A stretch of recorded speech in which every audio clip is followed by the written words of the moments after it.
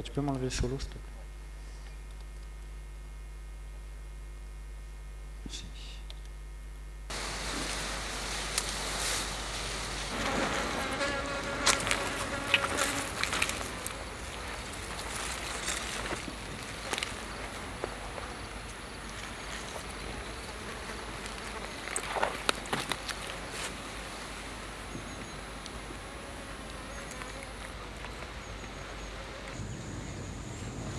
Peut-être que sur les mouches, on y va un peu fort, non?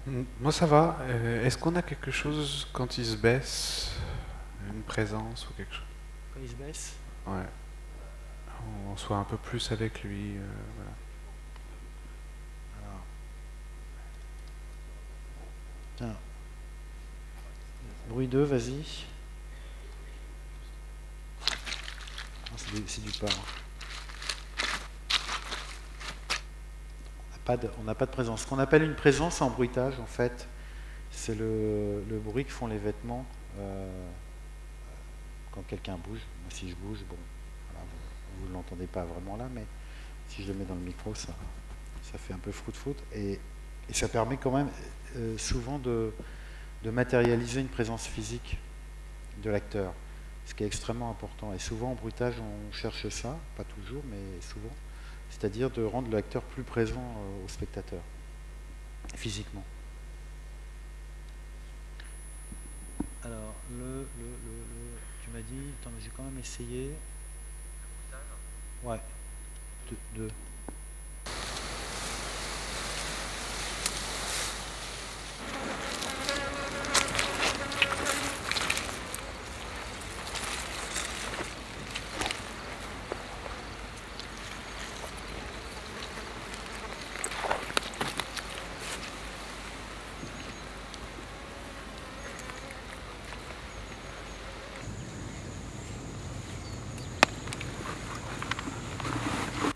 Alors là, je suis un peu démuni parce que par rapport à ce que me demande Bertrand, je ne l'ai pas en fait, cette présence. Parce que voilà, elle n'a pas été faite au bruitage. Donc dans ce cas-là, il est fort probable, là on ne va pas le faire, mais que Nicolas irait chercher une présence d'un bruitage, le rafistolerait, si je peux dire, pour avoir ce mouvement qu'on n'a pas là. Donc il y a plein de moments où en fait tout ce qui est là dans le Pro Tools, enfin dans la machine, est remise en cause, on va chercher un autre élément, on le travaille, on le coupe, on le réajuste pour obtenir quelque chose parce qu'on n'y avait pas pensé, parce que on pensait que le direct était suffisant, enfin pour tout un tas de raisons. Alors là, j'ai été un peu fort, hein, c'est vrai pas.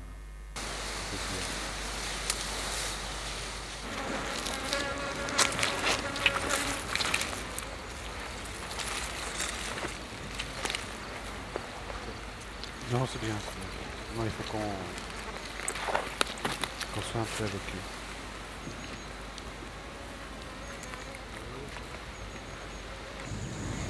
Après, il y a la question des mouches. La question des mouches. Toi, tu trouves pas qu'elles disparaissent un peu violemment? Au plan d'après? Non, dans le concours de plan.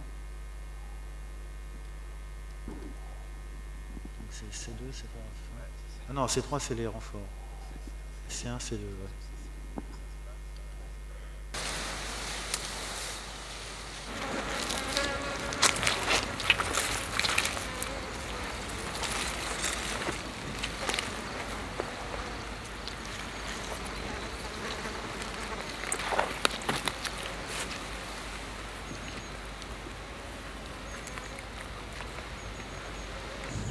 Alors voilà, là je viens de faire un truc très grossièrement, c'est qu'il y a deux pistes de mouches, hein. Il y en a une qui... Enfin les deux attaquent au moment du plan, donc ça crée cette rupture. Et au moment où ils se baissent, c'est un essai, hein, je ne sais pas si c'est intéressant, si on en baisse une, ça crée une espèce de trou un petit peu comme si on était plus avec lui sur ce qu'il regarde. C'est-à-dire qu'on n'est plus, dans le rapport objectif au plan, on est dans un rapport un peu différent, un peu plus subjectif.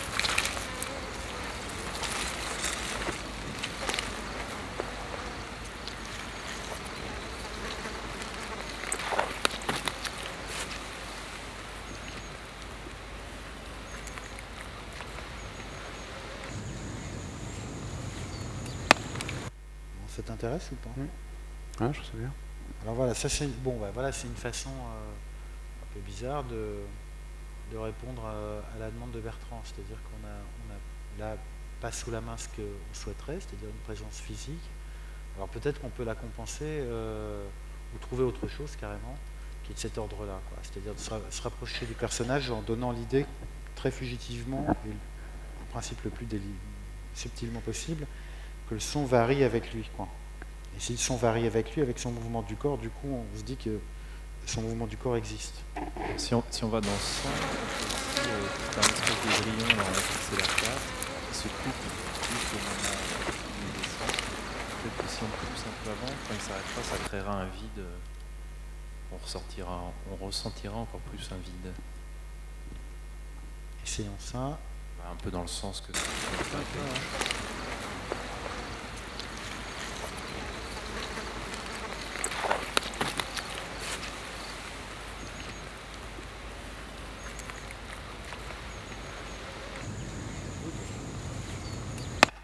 Donc là, on est dans le repos du guerrier.